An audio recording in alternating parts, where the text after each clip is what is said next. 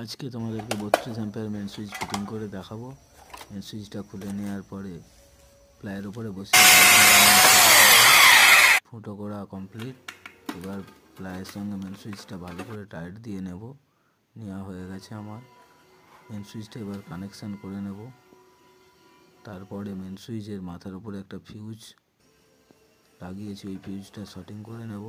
Sorting হয়ে গেলে ভালো করে প্লায়ের সাথে টাইট করে নেব, দেখতে হবে লুজ না কোথাও হয়। Main switch shorting complete. এবার জিআই বক্সের সঙ্গে মেন সুইচটাকে ফিটিং করব। জিআই বক্সের সঙ্গে মেন সুইচটা আমার ফিটিং করা হয়ে গেছে। এবার একটা একটা করে ফিউজগুলো সব লাগিয়ে নিয়ে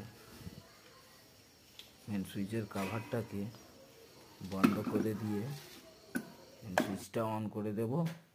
এবং ভিডিওটা ভালো লাগলে লাইক কমেন্ট শেয়ার করতে ভুলবেন না। পরের ভিডিও পাওয়ার জন্য ওয়েট করুন।